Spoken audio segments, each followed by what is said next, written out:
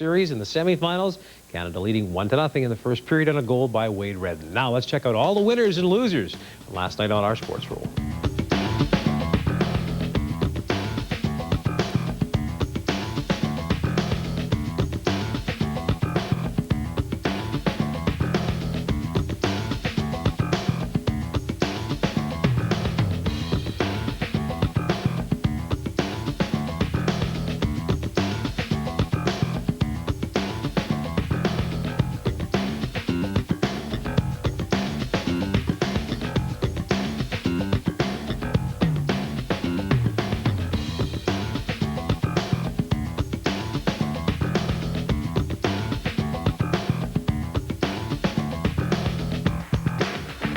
Hey, it's rodeo time at many Alberta schools, but instead of raging bucks and raging bulls and broncs and all the rest of it, students are saddling up on their bikes and taking to the paved arena. Yeah, so we sent video journalist Dan Kobe to take a look at the challenge of young urban cowboys and cowgirls. Come on, Sam. And I got him because I was a good girl. My dad got him for me. Keep going, push. Push those pedals. Keep pushing those pedals, Megan. She let me know that Sam was a little scared because he hadn't came to school before, and he was a little nervous because he hadn't been rode on pavement before either. Right up into here, okay? Right up into there. Perfect.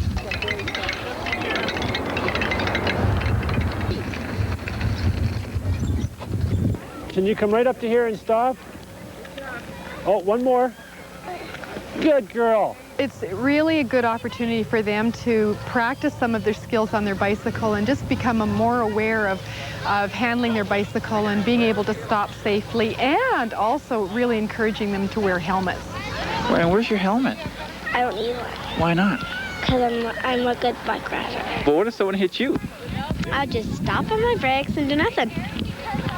Make sure you don't run over the pylons like a crazy driver. Okay. All right? Stop right here, okay? Good girl. Perfect. 25. Way to go.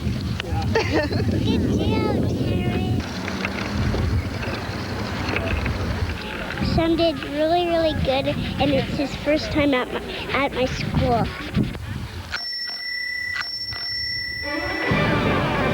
Coming up on CFRN, guilty as charged. George Jones admits to drunk driving. Later on CFRN News, mom-to-be Cindy Crawford bears all. And still ahead, dangerous dating. The warning signs your teen is in an abusive relationship.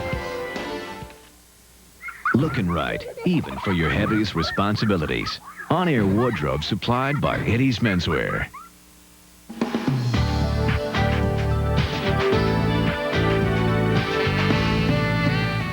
There's a lot of excitement at West Edmonton Mall this hour. Our own Graham Neal is on hand for the opening of Silver City, and he joins us now live from the theater. Graham, looks like some pretty neat stuff going on down there. There's some neat stuff. There's some scary stuff. I brought in some help here because you know that dragon I showed you? It really does breathe fire. You're going to protect me from that dragon, right?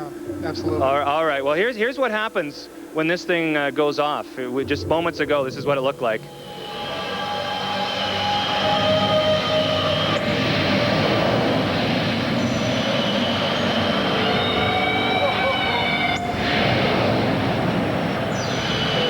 You can feel the flames. Seriously, it gets warm in here.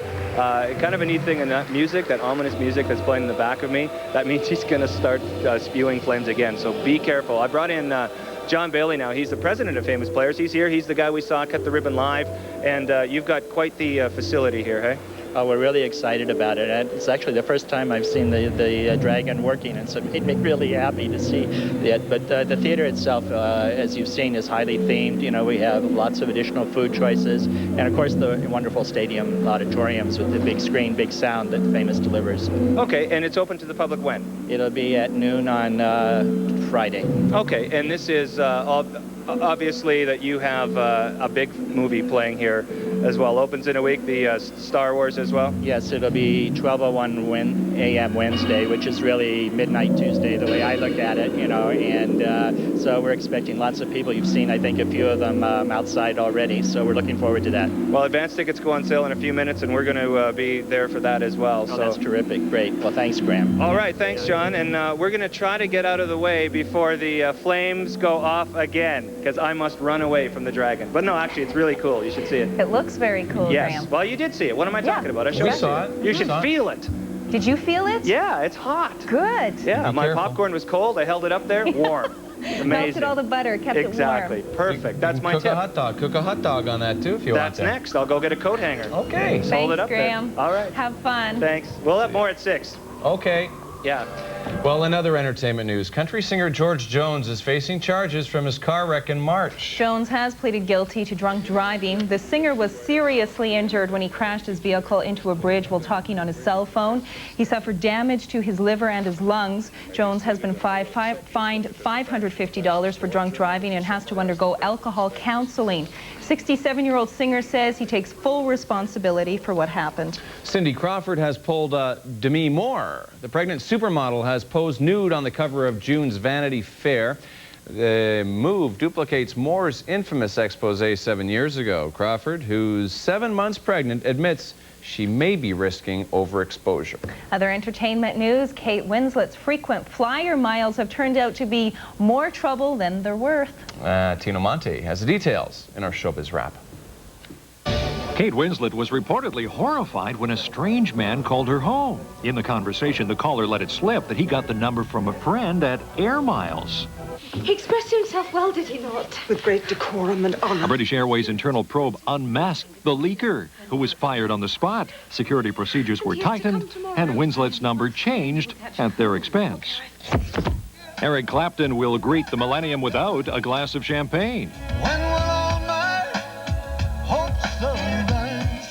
In a surprising move, Clapton has decided to throw an invitation-only party New Year's Eve by assembling a crowd who don't drink anymore, band members included.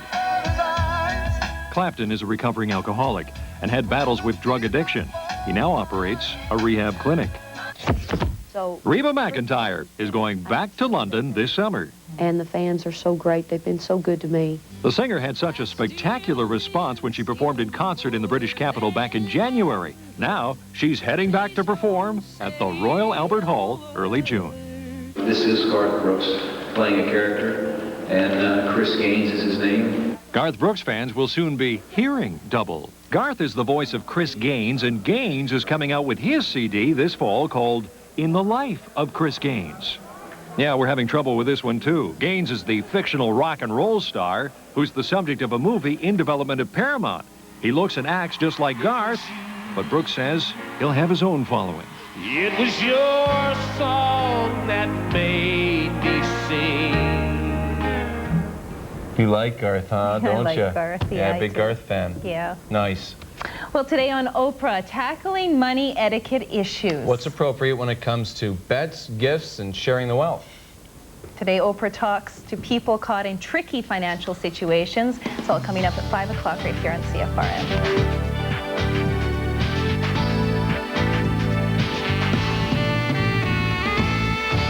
Is your teenager hiding a terrible secret? Well, it happens more often than you may think. Teens are victims of dating violence, including verbal, emotional, and even physical abuse. If your child is among the abused or the abusers, what do you look for? Cynthia Hunt has the warning signs. It's still hard. A few weeks ago, this 18-year-old broke up with her boyfriend after almost a year of abuse. He pushed me. He put me down. Throw me up against the wall, throw me on the bed, pull my hair.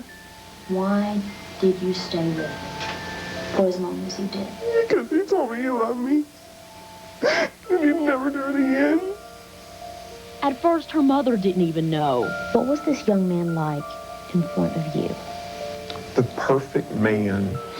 Very nice, pleasant. Thank you, ma'am, please. His mother and daughter aren't alone. Studies show 1 out of every 10 teenagers becomes a victim of physical violence in a dating relationship.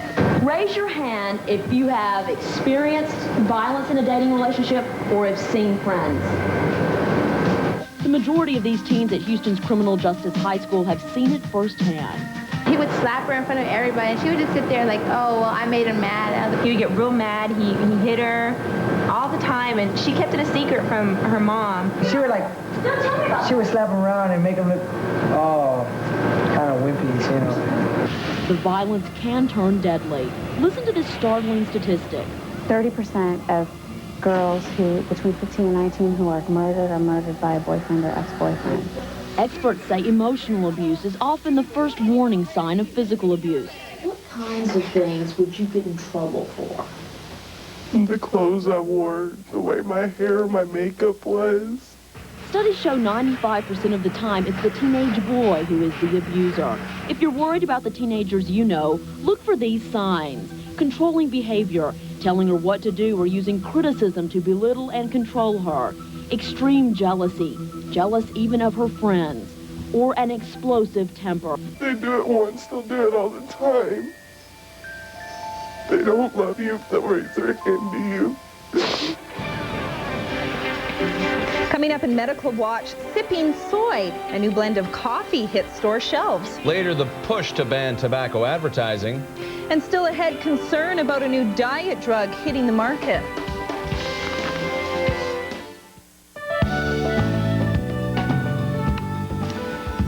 Well, a special gift today for a young girl seriously injured in a bike accident last summer. Erin Sheffer cheated death when she collided with a semi while cycling last June. A bike helmet fortunately helped keep the 13-year-old alive. This morning she was given a new helmet and a new bike in a campaign to encourage all of us to wear proper headgear when we're out cycling this spring and summer. If I hadn't been wearing a helmet, I probably would have died.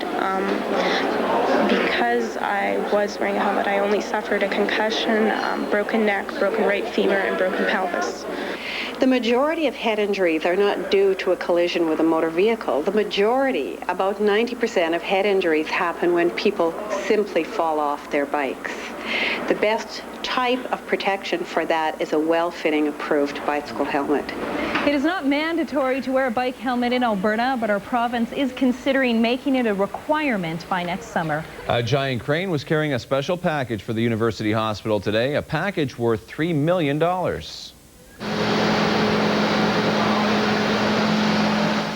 A new state-of-the-art magnetic resonance imaging machine was maneuvered through a hole in the hospital's roof.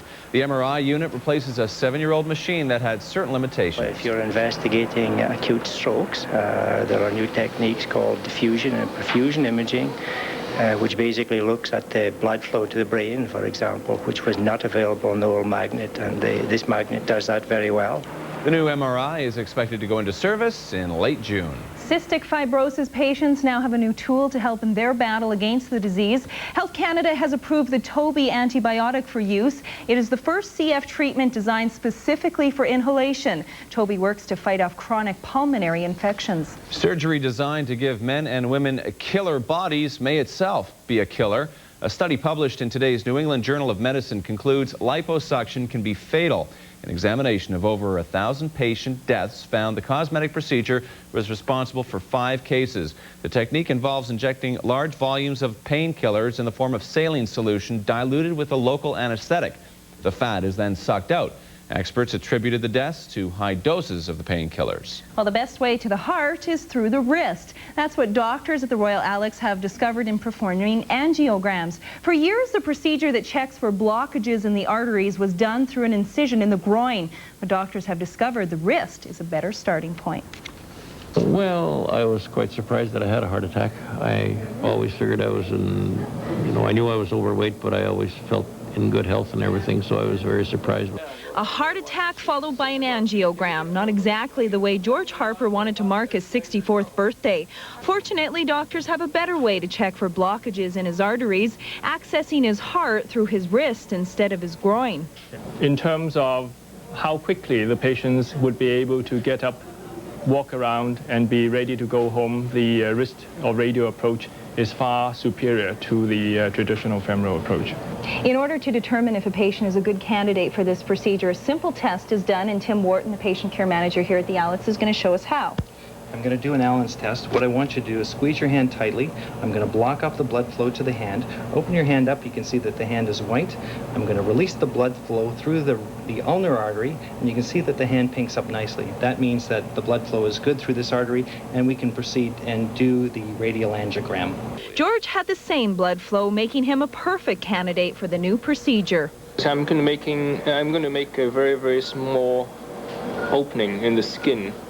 After the incision, Dr. Huey threads a catheter into an artery in the wrist, which eventually ends up in the main pumping chamber of the heart. That allows him to check for any blockages. We've checked all the arteries, and we'll do the X-ray picture of the heart pump. This method is safer because if any bleeding occurs, it can be spotted quickly and stopped with a little pressure. In just a couple of hours, George is ready to go home and face the news, good or bad. Well, they've done their job here, now it's for me to do mine. Used to get out there and, you know, have a good attitude about this, change my eating habits and diet and exercise and enjoy life.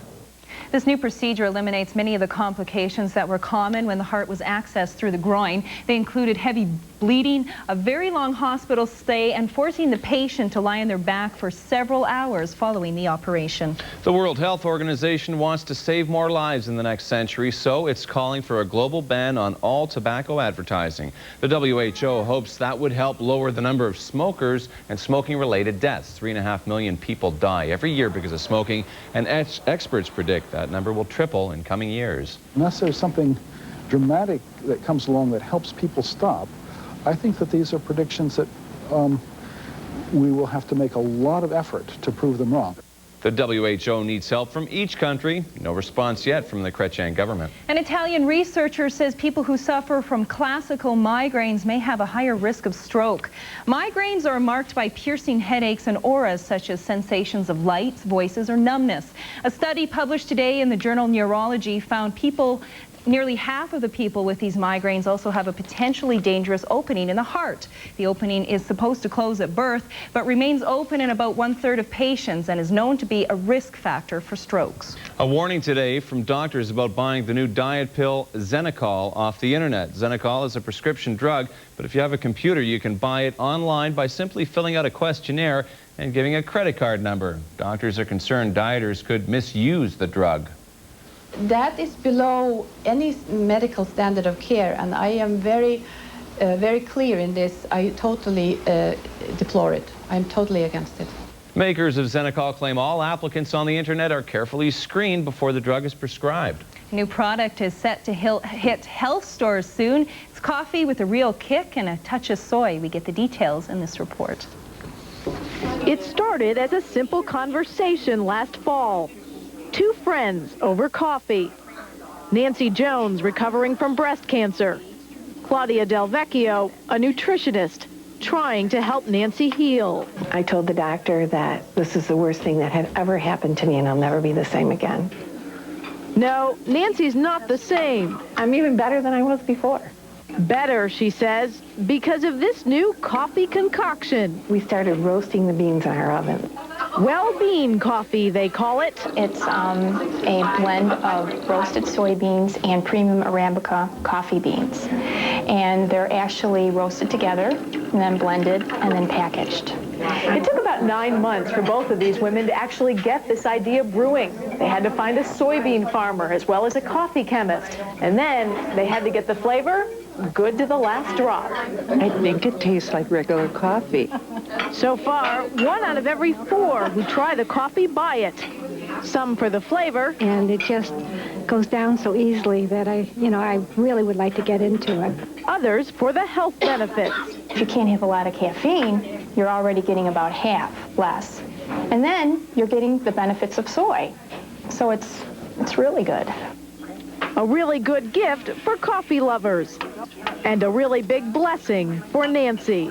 I considered it at that point a blessing and a gift to be able to experience cancer and to start to help other women. Liz Bonus for ABC News.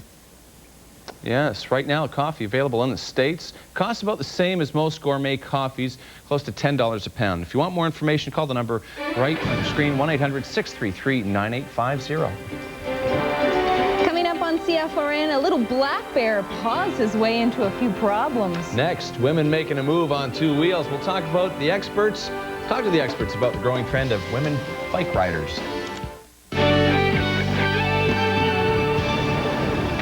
It is the season for motorcycles. You know, it doesn't feel like it with all this cold air and whatnot, but hey, it's spring, we're moving into summer, time to bring out the vehicles with two wheels. It's a trend that never seems to die, I guess, and it's a very popular thing, becoming more trendy for women riders too. Phil Harding here from Kawasaki to tell us more about about the different trends and what you should look for if you're looking for a bike, and safety tips very important as well. Right. Thanks for coming in. Thank you very much for having us. What have you brought with you? Scott. Well, today we've got Kawasaki's new Vulcan 1500 Drifter. It's their flagship of motorcycles, a classic cruiser. Nice, nice. What sets this apart from other ones? What do you look for? Okay, if somebody is actually thinking about a bike, what do you look for? What are the important specs on something like this? The interesting thing that's happened is there's a trend these days to more classic style cruisers, as we see here. A lot of bikes out on the road are more 50s style. The Vulcan has gone back with the Drifter to a 40s style era. You see that with fully skirted fenders, both on the front and the back. The bike itself, all the chrome has been blacked out to be very traditional to the 40s era. The classic cruiser style is a different kind of a ride. Somebody who's aging, mid-30s, mid-40s, wants a little bit more relaxed ride on their bike. So, I don't know, maybe it's just me, but this kind of looks like a girl bike.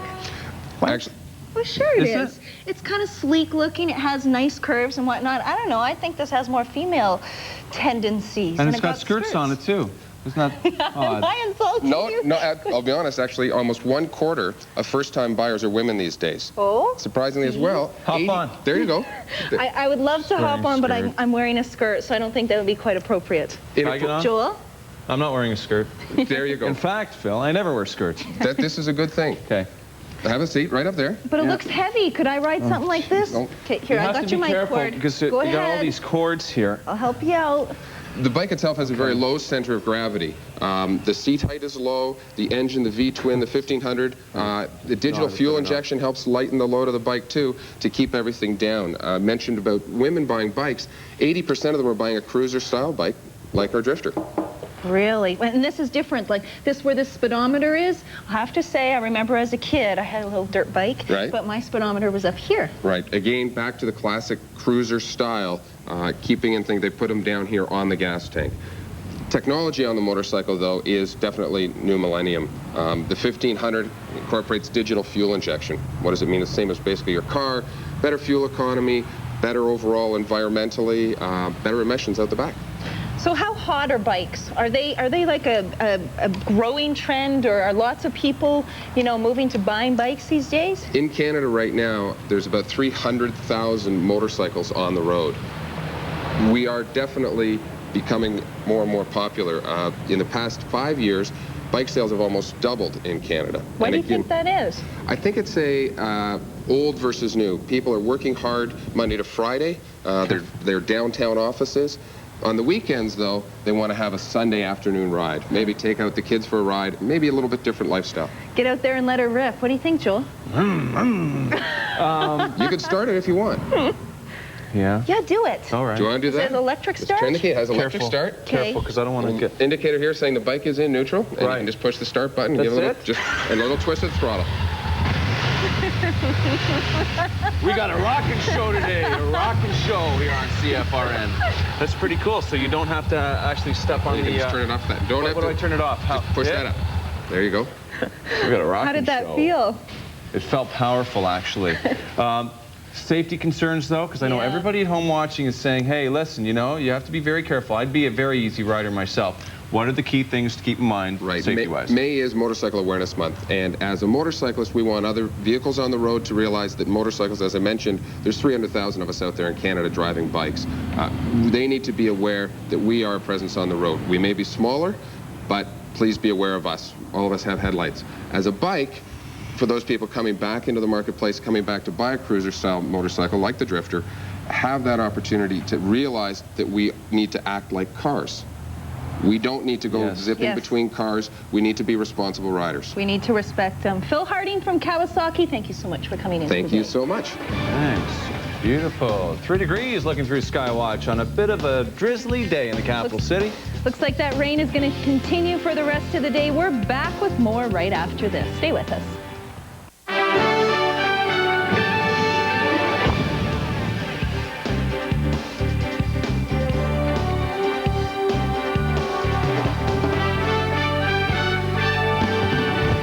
You like that bike?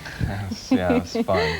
They're fun as long as you're careful on them. Absolutely. Well, a groggy young black bear is recovering today after quite a wild night. The adventurous bear roamed onto the campus at the Azusa University, giving students a bit of a scare there in California. Campus security spotted the bear wandering near the cafeteria. Officers surrounded the tree, called on SWAT team for assistance, shot a tranquilizer dart into the bear. Bear loaded up back into the wild today. Should be okay. It's good that he's okay. Probably quite a scary night. Watch out for bears in Azusa. There you go. Finally today, a thoroughbred in a hospital bed, only in the U.S.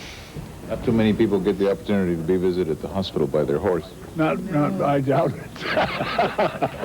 The thoroughbred is a horse named Duke, and he's visiting his owner, Ron Miller, who's been in the hospital almost a year. The unusual visit was arranged when hospital staff found out how much Miller missed his horse. Miller is waiting for a heart and kidney transplant. And I'll tell you, those horses, you get really attached to them. Beautiful animals. They are. Absolutely. Daryl McIntyre, Shauna Randolph are on a special charity assignment this noon hour. They're lending a hand in St. Albert. Hey, you two, what are you up to? Are they there? Hi, Carrie. Hi, Joel. Believe it or not, we're actually working, even though we're just having a lot of fun. We are in St. Albert, Badass Jack's, and it's a fundraiser What did for you the say? Rainbow Society. It's the name of the place. I'm allowed to say that on TV Jack's, now. okay. Fundraiser for the Rainbow Society. Proceeds from our cooking go towards the rainbow. You bet, and we'll tell you more about that tonight at 6 o'clock. Here's also what's coming up tonight at 6 o'clock. It is International Nurses Day being celebrated all over the country, including Edmonton. At the same time, some somber ceremonies. A colleague, Terry Zarabeski, was killed in Hawaii after a landslide. We'll have more on some of the ceremonies surrounding that.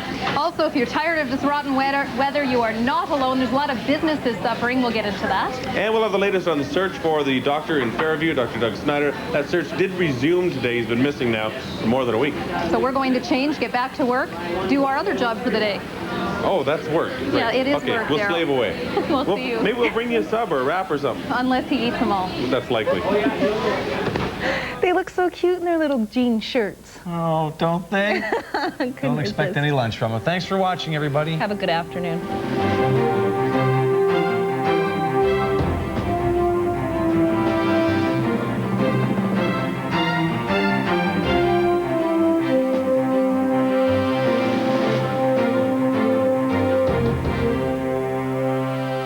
Carrie Doll's wardrobe supplied by J. Michaels with 3 locations in Edmonton.